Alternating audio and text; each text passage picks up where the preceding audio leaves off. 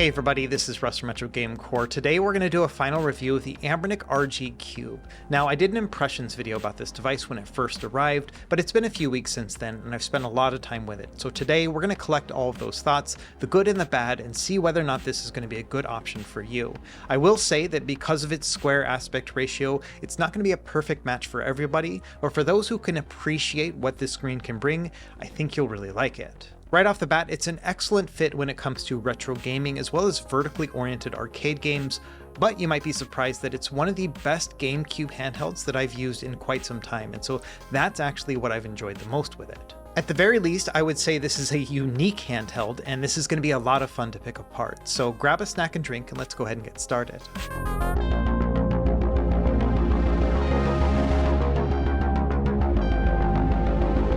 Okay, let's start by talking about just the different color options and what you can get depending on what you buy. Now, the retail price is $170 plus shipping on this device, but they have been having a bunch of sales for it. So right now, as I'm making this video, it's $160, and it'll probably go down over time as well. At the very least, I would consider this to be somewhere between $150 and $200 depending on where you live.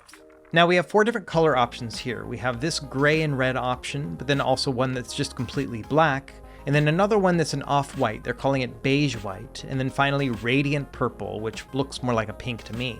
And each of these are plastic devices, even though this one in particular has a more metallic plastic kind of look to it. Now, I don't have all four of the colors, but I just so happen to have three of them, so let's take a look at them really quickly. To start, we have the black one, and this one has a little bit more of a sheen to it compared to the others, and I think this is kind of that metallic look. And I think if you're looking for something pretty nondescript, then I think this is a pretty good fit right here. I do like the black on black aesthetics. Next, we have the gray model. This has been the primary one that I've been testing over the past few weeks. I really like the Famicom style look to it, and yeah, just feels very retro to me. It certainly has a bit of a toy look to it, but it's really grown on me. Next, we have what they're calling the beige white, and this one is kind of hard to pick up here on this camera, but there is a big difference between the tone of the white and the buttons and all of the controls, and then the actual case itself. It's almost like the case itself has a yellowed or sort of aged look to it, and it is quite a weird contrast compared to the white buttons. And there are some things to like about it, like the rainbow colors on the face buttons, but I don't know, I'm not a really big fan of this off-white and white mixture. If anything, it makes me wish that they had used a black color instead, because it would have given it a more of like panda style look to it, and I think I would have really liked that. Anyway, those are the three colors I have, and I definitely prefer the gray and red one over the others. I think it has a more retro look to it, and given the fact that I think this device is well suited for retro gaming, it just seems to be a better fit. Now, in addition to these review units, Anbernic also sent over one of their hard shell cases, and this is it right here. And to be honest, I'm not a huge fan of these. I think they just are a little bit generic and cheap feeling altogether. They definitely get the job done, and they are form-fitted for the device, and so if you're just looking for an easy solution to carry the device around, this might work out well. Personally, I've been using this little pouch from a company called Waterfield, and this is actually made for an analog pocket, but the RG Cube fits pretty well. It's a little bit thicker, and so as a result, it doesn't actually close at the top, but it does feel well protected, and so this is what I've been using when traveling around. Next, we'll talk a little bit about the specs. So we have a 3.95 inch, I'm just going to call it a 4-inch screen, and it is a 720 by 720 resolution and a 1:1 square aspect ratio. The processor in here is exactly the same as their previous high-end Android model, the Anbernic RG 556. And as I'll demonstrate throughout the video, this can play up to PS2 and GameCube fairly well. Not every single game is going to play at full speed, but the vast majority will. In terms of other specs, we've got 8GB of LPDDR4X RAM, as well as 128 gigs of internal storage. And this is an Android-based device, it's running Android 13. In terms of connectivity, we've got 5 GHz Wi-Fi, as well as Bluetooth 5.0. Moving along, we've also got a 5200 mAh battery. It says it gives you 7 hours of battery life on their webpage. We'll do a little bit more in-depth testing here at the end of the video. And a couple other things to note, this has both Hall sensor analog sticks as well as triggers, and it also has an internal gyroscope, and it does support video out via USB. And of course, we'll test all this stuff here throughout the video. Now, because I've already done an impressions video, I do want to approach this review a little bit differently. We're just going to focus on the good and bad and kind of come to our conclusions from there. And to change things up even further, we're going to start with the bad stuff. So I'm going to knock out the potential deal breakers right here in the beginning, and then we'll start talking about all the reasons why I like it afterwards. And so the idea here is I might scare you off right here in the beginning, but if you stick around, then it's just going to get better and better.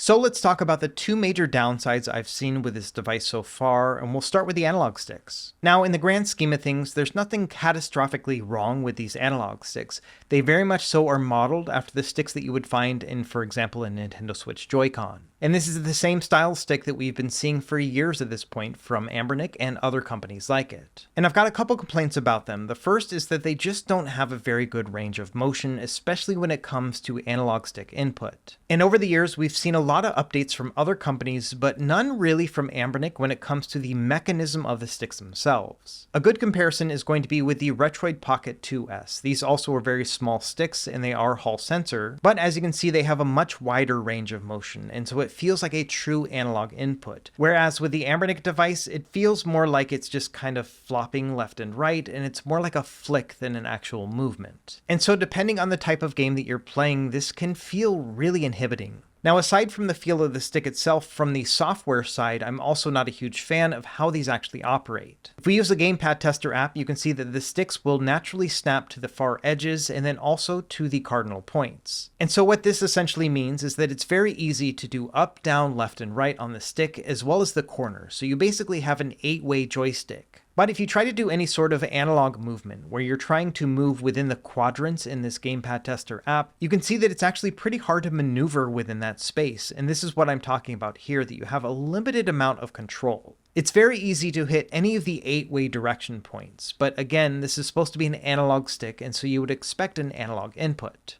Let's do the same test, but with the Retroid Pocket 2S, and you can see here that I can freely move around within the quadrants. There's a little bit of snapping, but it is nothing like with the Anbernic device. And unfortunately, this is a software thing. Even if you were to change out the analog sticks on the RG Cube, which I wouldn't even recommend because then they wouldn't look nice and red, it still is going to give you a very similar experience. And so really our main hope when it comes to these analog stick inputs is that a software update might be able to fix this. And I'm not sure if Anbernic would be capable of making this fix, but I have seen community developers do similar things on similar devices. And so it might get better in the future, but as it stands right now, yeah, it's pretty limited. So let me show you what it's like when actually playing a game and why this might matter to you and why it may not. If we're playing an arcade game, for example, Captain Commando, this had an 8-way input originally. And so as a result, I don't know, playing these types of games, absolutely no problem here.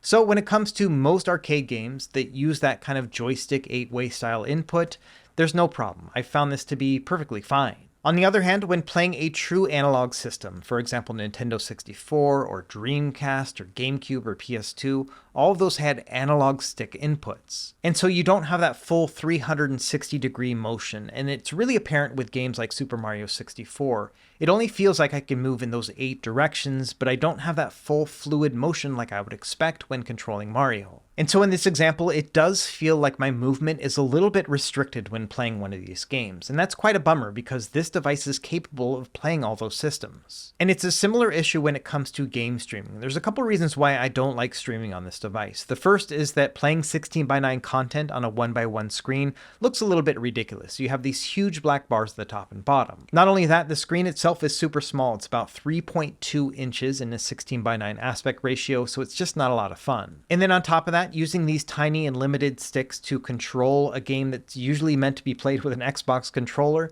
just feels like a big mismatch. It's like playing an Xbox but with a Nintendo Switch Joy-Con. And so when you put it all together, I do feel like these sticks are somewhat limited, both from a hardware perspective in the fact that they just don't give me a full range of motion and don't feel really great to the touch, but then also on the software side because it doesn't give me a full analog experience. Now, one thing that's new with the RG Cube that we haven't seen from Anbernic before is that we now have true colored RGB lights. And within the Android settings, you can actually adjust this to a couple different parameters. For example, you can have it in a rainbow pattern or what they call marquee, which is just going to kind of cycle through the rainbow around the edge. You can also just set it to a single color of your choice or even have like a breathing or fading in and out effect as well. If you're in the top-down Android setting, if you long press on the ambient light, you can actually bring up a bunch of different parameters, including changing the brightness as well as the speed of when the color changes. And so I think that Anbernic did a pretty good job setting up the RGB lighting here. We've got a full range of functions, and even though it's a little bit unintuitive, once you figure it out, it's pretty easy to use. Okay, so that's the first negative I had about this device. Just these analog sticks seem a little bit underwhelming for various reasons. So let's move on to the next one, which is fairly complex. This is called Anbernic's Light Bleed Gate.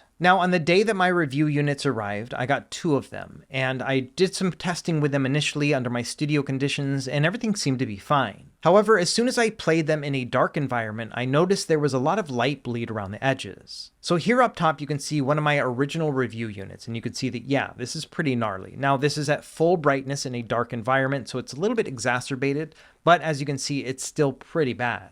Now, as soon as I found out about this, I shared it on social media just to warn people about it, and then I asked Anbernic what was going on. And the story they told me was that they had messed up the shipping, that essentially they had found a bunch of devices that had this really bad light bleed, they put them off to the side, and then they sent those off accidentally to all the reviewers. And so they said that it was all going to be fixed with the retail units. They'd already found the issue, they'd found the fix, and they even were going to send a new unit over that wasn't going to have light bleed, and that's the one you can see down below. And this is also why I have 3 units, 2 that have light bleed, and then the one they sent afterward that doesn't have any at all. And yeah, it looks pretty good. And so initially I thought, all right, we're good. This is a non-issue. They just had some problems, but now they fixed them. However, a few days later, a bunch of retail units started arriving to customers who had paid for them, and they also were finding light bleed. Now, it's hard to say how many have light bleed because I'm just going off of like Reddit and Discord, but if I had to guess, I would say about 50-50 shot that you're going to have some sort of light bleed, and the amount of light bleed is going to vary a bunch. And as soon as I heard about this, I also reached out to Anbernic, but they've basically ghosted me at this point. I'm not getting any sort of response. So in lieu of any sort of public statement from them about what they're going to be doing about it, I have 2 thoughts that I want to share. The first is that you often will see this kind of light bleed on cheaper devices, but I wouldn't consider this to be a cheap device. It's between $150 and $200. And I think that at this price point, this kind of glaring issue is unacceptable. And I think this is different than like a company making a bad D-pad or a stick that needs upgrading or maybe software that could be updated down the line. To me, this is the kind of thing that probably shouldn't have shipped in the first place. Now, it is possible to do like a DIY fix. I've seen a couple of those on the internet, but I personally think that this is Anbernic's problem to solve. And the second thought I have about it is that Anbernic is obviously capable of shipping devices without light bleed because they sent one over to me and still about 50% of devices are getting them without light bleed as well. And so to me, it seems to be a very easy issue to detect. Just turn on the device in the dark, and then if you see the light bleed, don't ship that out to a customer. And since they're obviously able to send out devices without light bleed, that should be the standard, and that should be the standard that we hold them to. Now, I have been told that Anbernic will make it right. So if you do have light bleed, that they will fix it, but that appears not to be like a wholesale exchange of your device. Instead, they will just ship out a front case with a new screen. This means that you will still have to take your device apart and then put it all back together with this new front plate, and I don't think that's acceptable either. Now, as I'll show later in the video, I think the device was designed well and it is fairly easy to repair, but I still don't think that's something that you should be doing. Again, I think this is Anbernic's problem to solve, and you shouldn't be required to repair your own device. So the way I see it, as I go through the rest of this video and I talk about all the things I love about it, I wanted to bring this up first. In the end, I think that you should probably be aware that at least right now, if you buy one of these devices, it carries some sort of risk of light bleed. And if you do decide to pick one up right now, you should be willing to accept that risk or a less than ideal exchange process. And in lieu of any sort of confirmation or statement from Anbernic that they have fixed this issue for all future shipments, I think the safest route would be to wait until it's available on Amazon. It's going to cost a little bit more at that point, but you'll have the peace of mind knowing that it's a pretty easy return experience. Now, when it comes down to it, this light bleed is not a deal breaker for me. It is something that you have to specifically put into certain conditions before you can even see it. You have to turn the brightness way up and you have to be in the dark. And I tend to play things relatively on the dark side when playing in a darker environment. Not only that, when actually playing a game, I do find it relatively hard to see, and I think this is mostly subjective, so it'll be up to you whether or not you think this is a big deal. If anything, I think the fact that this is an avoidable issue really shines a light on the QA process from Anbernic. Are they actually testing these devices before they ship them out? What's really going on here? And there's always been a risk when buying one of these handhelds that something's going to go wrong and you'll have to go through the exchange process. But with this light bleed issue in particular, it seems like this risk is higher than normal. So I did want to just kind of go on this quick rant before we moved on, and I do find it to be a bummer because I actually quite like this screen. So let's move on and shift gears and talk about the good stuff with this device, starting with the screen itself. And the thing is, even with my devices that have a lot of light bleed, I still mostly love this screen. So let's talk about why. For starters, like I showed in my impressions video, this is a pretty vibrant and colorful screen. When I'm playing it outdoors like this, it gets nice and bright, and I think the colors look really good. And we've also got a good range of brightness and dimness as well. For the most part, I usually will play this device at about a 50% brightness when I'm indoors. Now, when I'm in a brightly lit environment, for example next to a window on a sunny day, then I often will pump it up to maybe 75% brightness, but I've never found a time indoors where I've needed to push it all the way up to 100%. And so I think that's a good balance given the fact that we have more brightness to work with than we actually need in most situations. So I do think this is a device that you will be able to play outdoors and indoors alike. Now, in terms of dimness, this device also gets impressively dim. In fact, when you put it on its very dimmest setting, you can play it in pitch black and it still looks very nice. And so I do think that in terms of just the brightness range, this is going to work in a number of different situations. And I like the fact that it gets very dim and also very bright because it just gives us more tools to work with. Now, aside from the quality of the screen itself, I love the fact that it's a 1:1 aspect ratio with a 720 by 720 resolution. Now, this is not the first device with a square aspect ratio screen like this, and so I've talked about it before, but let's quickly go over all the things I like about it. The most obvious benefit will be systems that have a squarish aspect ratio. For example, Game Boy and Game Boy Color, even Neo Geo Pocket Color and Game Gear, all these are going to look really good. And so these are very natural fit, and because we have a high resolution of 720 by 720, that means that you can either use integer scaling or not, and it'll give you just a lot of freedom to work with. Another system I really like is Game Boy Advance because it has a perfect 3x integer scale with this screen. It is going to give you some black borders on the top and bottom, but we'll talk about that later as well and why I actually like that on this display. But the vast majority of games that you'll be playing on here will be 4:3, and that's going to give you a little bit of letterboxing at the top and bottom, but I don't really mind that. I think it looks pretty good. And there are other systems that really benefit from this screen, and that includes Super Nintendo as well as TurboGrafx-16, and some people like to do this with NES as well. And the trick here is to set it to an 8:7 aspect ratio, and then turn on integer scale and integer scale overscale.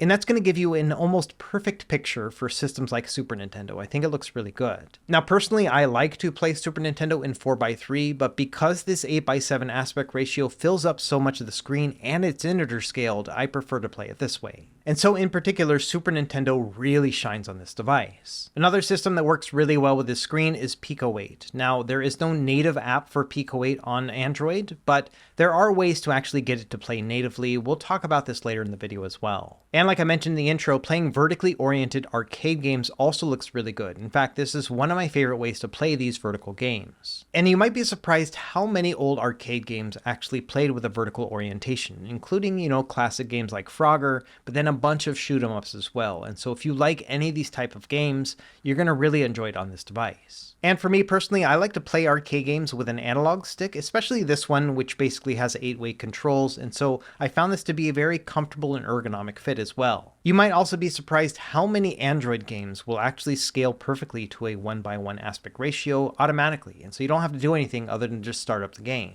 But like I mentioned, the vast majority of games you'll be playing on the screen will probably be 4:3, but I still think they look pretty good, just with a little bit of letterboxing. And I found my favorite 4:3 system to play on this device is Nintendo GameCube. Mostly because the controls just seem like a perfect fit for that system, but I don't know, something about just having a really compact and sort of toy-looking device that plays GameCube just seems like a perfect fit. And thankfully, this device has enough performance to play most games at a 2x resolution with GameCube. Again, we'll talk about that more in the performance section. Now, one thing you might not realize is that Nintendo Wii can actually play at 4:3. So what you can do is go into the Dolphin settings, turn off the widescreen option, and then also set it to force 4:3. And you might be surprised just how many games will play at a 4:3 aspect ratio just like that. So you don't have to do anything else, everything's going to play well. Just bear in mind that not every Wii game has a 4:3 aspect ratio option. So for example, with New Super Mario Bros., I wasn't able to figure that one out. And this is one of the drawbacks of the screen, is playing games in 16:9 just isn't a very good fit for me. Like I mentioned, it's about 3.2 inches when you have a 16:9 system. And yeah, it just feels kind of small and cramped and just less than ideal. And finally, two other systems that are a surprisingly good match for this screen are 3DS and DS. Now, the version of Citra that ships with the Anbernic devices comes with a little overlay on it. I'm not a huge fan of that, and so I have decided to use a different version of Citra MMJ up top just so that I have something a little bit more plain.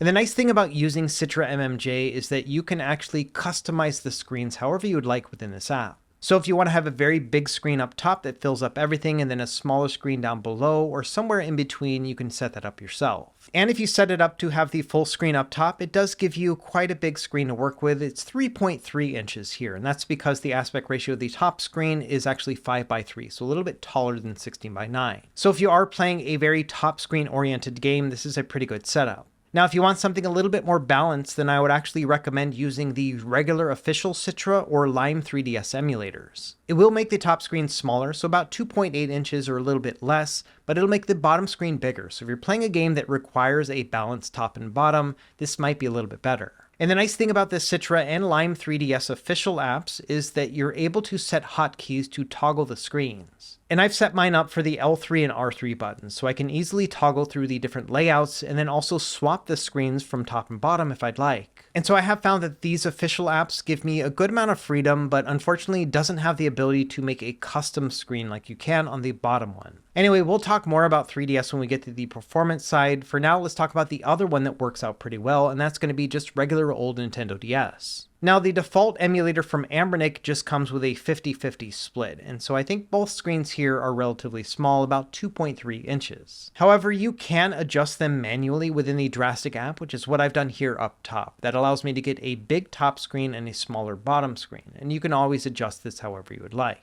And so personally, that's how I've been playing these games, but I mostly will play very top screen centric games on this handheld, so it's really going to be up to you. Either way, if you're a big fan of 3DS and DS, you've got quite a few options here, and having a square screen gives you a little bit more options when it comes to playing vertically. Now, the last thing I wanted to talk about in this screen section is video out, and it can be pretty finicky when it comes to which hub will actually work. I've had the best results with this Anker USB-C to HDMI adapter. It's very simple, but it does work well. One thing of note, this device does not seem to be able to both charge and do video out at the same time, so you're going to have to pick one or the other. And I've also found that with this device, it's going to naturally output to a square screen on your TV, which is going to look pretty bad. Thankfully, there's a pretty easy workaround here. If you swipe down from the top, you can turn on desktop mode. This is something that's baked into Android. From there, the device's touchscreen will turn into a touchpad, and then you can navigate to your apps and then start them up directly onto the monitor. And this will push it out to a full 16:9 aspect ratio, and it looks to be 1080p as well. And so if you are wanting to play wider games on an external TV or monitor, it's definitely possible here as long as you go into desktop mode. Now, to be honest, playing in desktop mode is a little bit wonky and it takes some time to adjust to, but if you're desperate to be able to play this on a bigger screen and you don't want to play it in a square aspect ratio, this is going to be your best solution. Okay, so that's the first section of the things that I really like about this device, talking about the screen.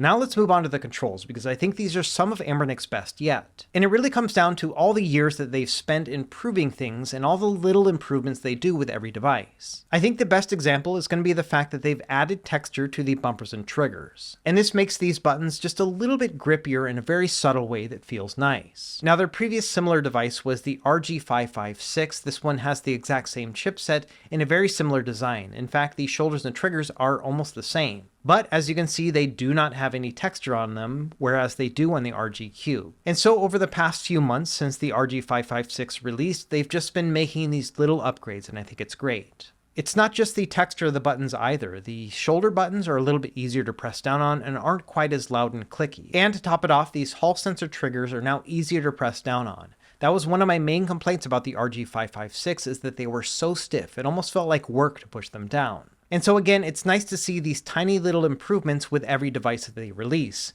And given the fact that they release one of these like every month, it's pretty quickly how these all will improve. Another thing I like about the controls on this device is the D-pad. This has a Sega-style layout to it, and even though it is positioned below the analog stick, I think it's really comfortable to use anyway. When I compare it side by side to my Saturn controller, you can see that, yeah, the layout is very similar, but it is a little bit smaller and not quite as loose and pivoty as my old Saturn controller. Now, of course, this Saturn controller is like 25 plus years old, and so it's had a lot of time to break in, and by contrast, the Anbernic one is quite a bit stiffer, but I think this one will also break break in over time as well. Now in terms of accuracy, let's do just my regular tests. And so it doesn't really pass a contra test like I showed in my impressions video, but this D-pad is not really designed to do that in the first place. It is meant to be rolled. And so yes, even though it is very easy to press diagonals on this device, you still know when you're going to be pressing it because you're going to roll into it. And so I wouldn't characterize this as having accidental diagonals, it's just that they're very easy to press down on it. So as far as I'm concerned, yeah, it kind of fails the Contra test as we know it, but I would still definitely play Contra on this device. It's actually really great. It really does shine when it comes to playing games that require rolling. For example, a Street Fighter game, this is definitely Hadoukenable and Shoryukenable. And probably the best demonstration of how good the D-pad is in all use cases is when playing a precision platformer. In a game like Celeste, it's really a matter of life or death, whether or not you jump up or to a diagonal, and I found that every direction I want to go in is very easy to use with this D-pad. So overall, I am a big fan of this D-pad. It is precise, and even though it is below the analog stick, I find it very comfortable anyway. And then finally, of course, we've got our face buttons, and these have a rubber membrane connection, so a very classic and retro feel to them. They're a little bit on the stiff side, at least when I first got them, but now that I've been playing it for a few weeks, it does feel a little bit softer. So much like with a D-pad, you may have to break them in. Now also in the top-down Android menu, you have the ability to change the button layout. So if you want them to perform like a Nintendo Switch style or a more Xbox mode where it has the A button on the bottom, you can change these right here. Just bear in mind that if you change it to Xbox mode, when you restart the device, it's going to just by default go back to Nintendo Switch mode. So you will have to turn that back on every time you restart the handheld. And finally, the only complaint I have about the controls, if I had any, is I'm not a huge fan of the placement of the select and start buttons. They're here on the bottom right. It's not the end of the world, but it does take a little bit of getting used to just to remember where they're positioned. Okay, next let's talk about ergonomics and the overall feel of this device, because I think it is very compact and a lot of fun to play. Now, when I first saw pictures of this device, I wasn't convinced. I thought that this was just kind of like a child's toy, and it just seemed like a Fisher-Price handheld. It was like an amalgamation of all these different ideas into one, kind of a Frankenstein's monster. However, against all odds, I've really come to fall in love with this overall design. I think it's just a really fun-looking handheld, and it's a lot of fun to use. Now, one of the things I do really like about it is just how chunky it looks. In fact, it almost feels like a device straight out of the 90s. However, just bear in mind that the amount of chunkiness that we have here does have one negative consequence, in that it is not quite as slim and pocketable as other handhelds on the market. So in terms of dimensions, it seems like it would fit in a pocket just fine, but it does take up quite a bit of space, so just kind of keep that in mind. It is a little bit of a chunky boy, but that's also part of its charm. In fact, I really like just how big and bulbous it is on the back because it has these nice big grips considering how small the device is overall. And so I found it very natural to be able to grip my hands around it, but then also rest my index fingers up top by like the shoulders and triggers. And as you hold it in your hands, it just feels really solid, and I love the fact that all the buttons are easy to access as well. And so that's what I mean by it being kind of compact, and that it just feels like a really good balance. I also like the plastic texture on the back. We've got a kind of smooth but somewhat gritty texture for the overall plastic, but then we have these textured grips on the inside as well. And so I think this overall combination of, the different textured plastics and having these big ergonomic grips and an overall rounded device makes it to feel like something that's really mature, even though it does look kind of like a child's toy too. Now earlier I mentioned the fact that I like playing 4x3 games on here, even though it does give letterboxing. So let me show you why exactly I like that so much, because it does come into play with how compact this device is. And for this comparison, I'm going to use the Retroid Pocket 4, which has a 16:9 aspect ratio screen. Now, both these devices do have black bars. The RG Cube has them at the top and the bottom, and then the Retroid Pocket 4 has them on the sides. And while the 4x3 content is about the same between the two, I would much rather play on the RG Cube. And part of that has to do with the fact that when playing a device where the screen is right there to the sides of your controls, it feels like a more immersive experience. When I'm playing like this, the top and bottom borders just kind of melt away. I don't even notice them. Whereas with the Retroid Pocket 4, I cannot help but notice seeing those bars on the left and right, and it makes the device a little bit wider and just kind of a more flat feeling. And so in general, when it comes to playing retro games, and I had to choose between a 16:9 or a 1x1 system, I'm going to choose the 1x1 every single time. And that's because I think this device in particular is geared towards retro gaming up through Gen 6, which is GameCube and PS2. And almost every single one of those systems, with the exception of things like Game Boy Advance and PSP, were made for with a 4:3 or similar aspect ratio. Now, ideally, I think I would actually prefer a 4-inch 4:3 display with a 720p resolution, but I've never seen one of those in the wild, and so I'm not really sure that these manufacturers can even get their hands on something like that. And so I do think that a 1:1 aspect ratio display with a 720x720 resolution is an excellent substitute. And again, I would rather have the black bars in the top and bottom than on the sides, and so I do think this contributes to just the overall feeling that this is a retro handheld. It's one of those things where the screen is not perfect for just about any system out there, but it's very close for more of them.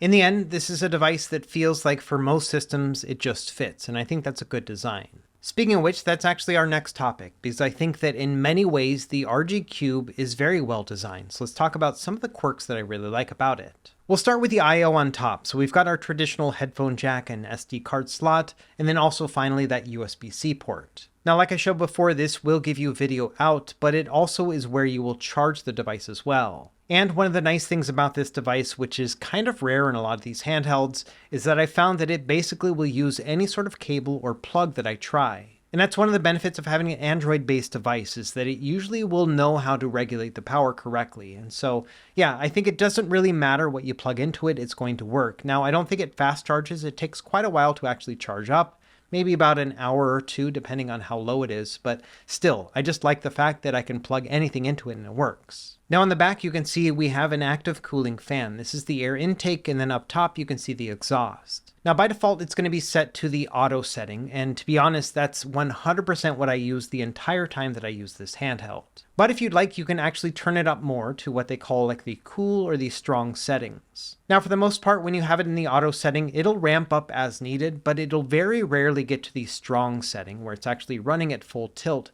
usually only when you're playing like PlayStation 2 or heavy-duty Android games. For all the other settings, you'll find that it's almost impossible to hear the fan as it's running. Even my decibel meter will only go up like 1 or 2 decibels as I go between off and auto and cool. Now, if you push it all the way up, it will bump up quite a bit, about 10 decibels altogether. It gets to the point where you might notice that the fan's actually running, but I've never found it to be something that actually bothers me. So again, I think this is pretty well designed in that it, yes, is cooling off the CPU when it needs it, but it never really gets to the point where it's distracting from your gameplay. Now on the bottom, we have our 2 stereo speakers, and these are downfiring, but I think the audio quality here is pretty good. Now the speakers are very loud, and so I don't like playing them at max volume, so we're going to do an audio test at about 75% volume, and it's still going to be pretty loud.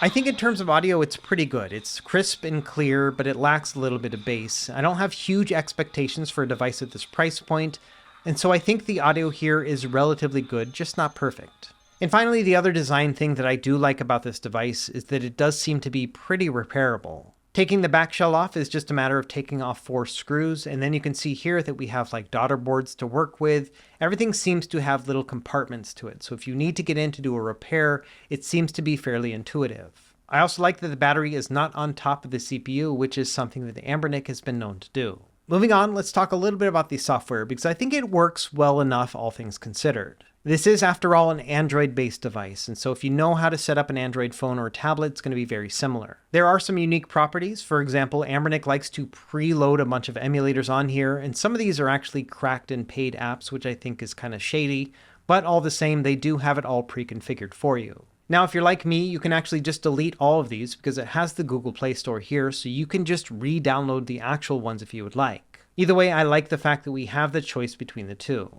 Now on the bottom left, we have a couple Android function buttons. We have our back and home button. If you tap this, it'll go back. If you long press it, it'll do home. And then to the left of that, we have the Anbernic or RG button. This will bring up their front-end launcher. Now, I'm not a huge fan of the Anbernic front end, but let me show you really quickly how this all is going to work. When you first turn it on, it's going to ask you to confirm the whole startup process. What it'll do after you confirm is it'll actually unlock all of RetroArch and all of its assets. And once you're done with that, you can close out of RetroArch and even the launcher itself, and then go back into it, and you'll be good to go. From there, it's just a matter of setting everything up with your SD card and your ROMs. If you buy one of their preloaded cards, it'll come with all the games on it, but you can just use your own card and your own games.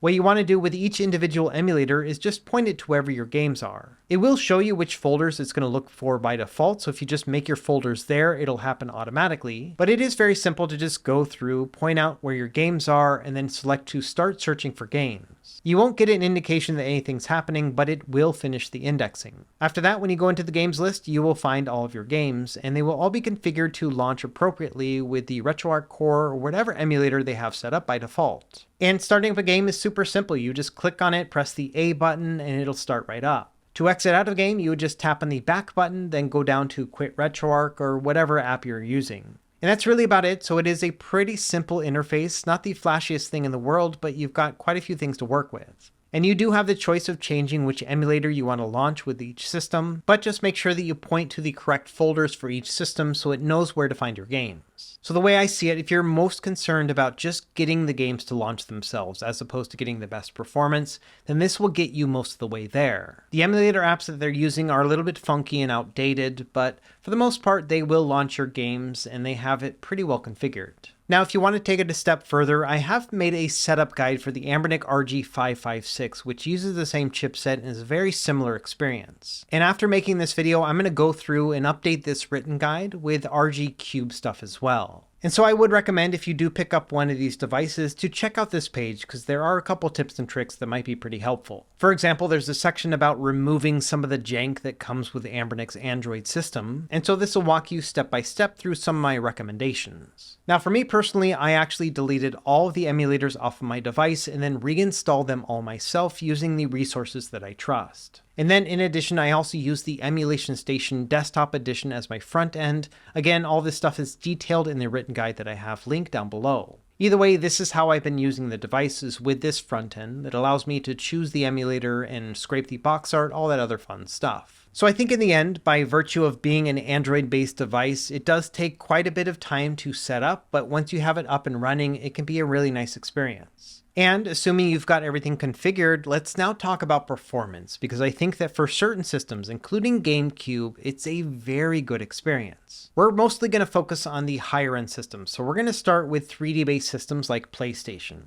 For this, I'm running it with the Swan Station core, and I've upscaled it to a 720p resolution, and these games are all going to work great. It's going to be a similar story with other emulated systems, including Nintendo 64 and Dreamcast. All these can be upscaled and played within RetroArch at a 720p resolution. I prefer to play all of these within the same emulator just so that I can use all the same hotkeys at once. But of course, if you prefer to use a standalone emulator, that's also going to work. Now, Sega Saturn's a little bit of a different story because this is harder to emulate, so for this I have been using the Yabasan Shiro core within RetroArch, but with no upscaling. And I found that for the most part, most games are going to play just fine, definitely from a performance standpoint, but there will be some compatibility issues. A good example of this would be Die Hard Arcade. This one plays at full speed, but it does have some graphics issues, and so I wouldn't really want to play this game, but it's at least powerful enough to play it. The system is also powerful enough to be able to play all PSP games at a 720p or 3x resolution.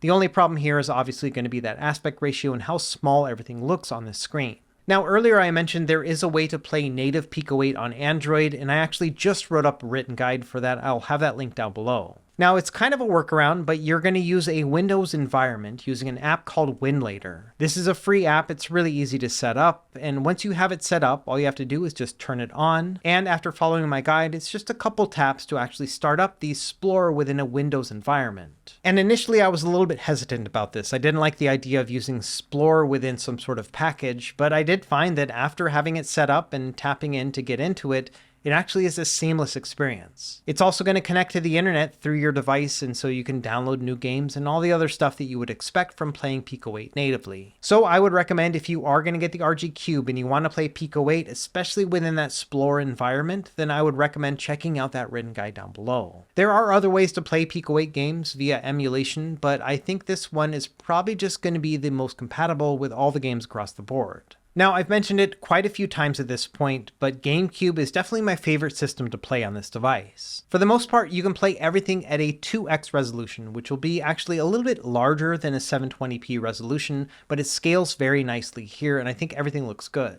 From a performance standpoint, yeah, most games will play at a 2x resolution. You might get a couple slowdowns here and there, but I don't know. I found it to be mostly playable. For the most part, these games are just going to work out of the box. You might have to do a couple configuration changes, for example, swapping between Vulkan and OpenGL, and then a rare game may require you to make some graphics adjustments, like Super Mario Sunshine works better with skip EFB access on. For the most part, it is a surprisingly plug-and-play experience for most games. But bear in mind, it's not going to be perfect. For example, with F-Zero GX, this one I did have to bump down to a 1x resolution, and even then I was getting some slowdowns here and there. So this is one of the rare cases where you may want to try a PAL version of the ROM instead, because that one caps out at 50 frames per second. Either way, yes, GameCube is a joy to play on this device, one of my favorites altogether. And playing Nintendo Wii is a similar experience, but does have a higher performance demand, so I found most of these games had to be put in a 1x resolution, but after that they play relatively well too.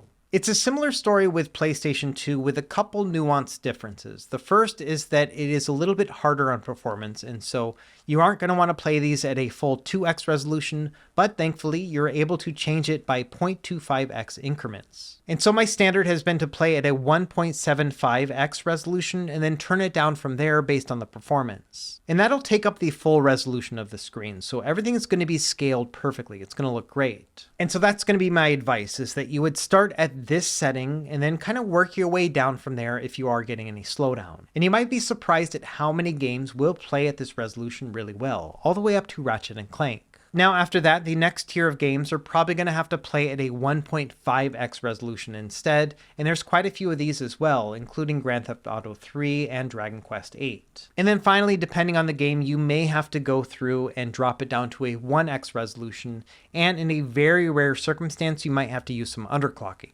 But for the most part, I found that even God of War 2 is perfectly playable at a 1x resolution. I'd get a couple slowdowns here and there, but I still found it to be acceptable. So long story short, I think you'd be surprised at how many PS2 games play really well on this device. Not quite as good as GameCube, but pretty close. Now let's talk about a couple systems that I would not classify as being ideal. To start, we're going to talk about 3DS, and from a performance standpoint, most of these games will play really well. Now to start, I use the Citra MMJ emulator, and this one from a performance standpoint works really well, and I like the fact that I can make a customized screen size as well. However, I did find that compatibility with this device and its chipset was not ideal. For example, when playing Mario Kart 7, I found that the question mark blocks had a little bit weird of a black shading. I also discovered a similar experience when playing Super Mario 3D Land. Even though performance-wise it seemed to be playing pretty well, it still had these weird black shadow issues. I tried a bunch of different graphics settings and reloading the shaders, but nothing seemed to fix it. And really, depending on the game, it can be pretty game-breaking. For example, with New Super Mario Bros. 2, I wouldn't want to play it like this. And so this is one of those rare cases where if you do want to have a easier plug-and-play experience with the ability to customize your screen, you might be better off just using the emulator app that came with the Anbernic device. The other option would be to use the official Citra app or even Lime 3DS, which is a fork of it that's still in production, because these ones will have really good performance and none of the graphical issues. The big issue here is that you just can't make a customized screen size. And so I have had to toggle between all these different emulator options with 3DS just to make sure all these games are playing ideally. And so I would say that's not an optimal experience when it comes to 3DS. It's not super seamless, but if you want to take the time to dial it in,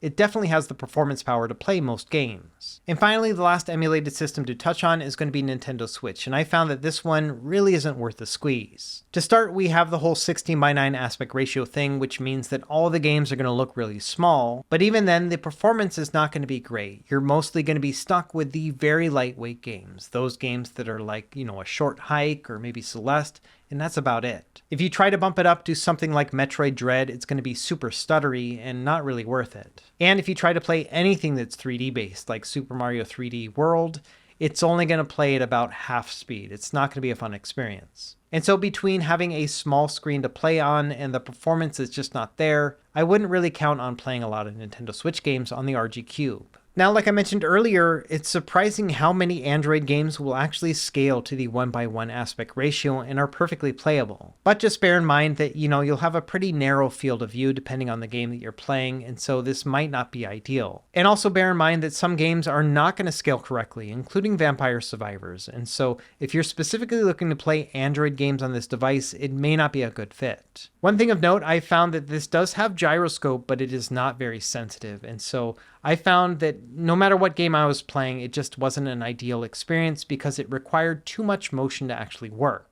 And just in case anybody is wondering, you cannot play Call of Duty Warzone on this device either. It will crash after the Activision screen, at least right now. So if anything, I would say consider Android games to be a bonus, and you might be surprised which ones play well considering the aspect ratio and just the overall performance. Okay, and finally, the last positive thing I have to say about the RG Cube is that I think the battery life is pretty great on this small device. When it comes to playing retro games, I've found anywhere between 10 and 12 hours of battery life is about what I can expect. And from there, when playing 3D based games, I found I usually get around 8 hours of gameplay, so still really good. For the more demanding systems, the battery life will take a bit of a dip, and so I found somewhere between 4 and 5 hours of battery life with 3DS, and then somewhere between 2 and 3 hours with GameCube and PS2, which are some of the hardest to play on this system. So I would say overall the battery life is pretty good. A worst case scenario would be somewhere between like 2.5 and 3 hours, and I think that's pretty great. And so in wrapping everything up here, I'm just going to do a quick summary of all the things that we've been talking about throughout this video, all the things I like and what I don't like about it. And I've kind of gone into a lot of detail here, but I did want to just show you just quickly on screen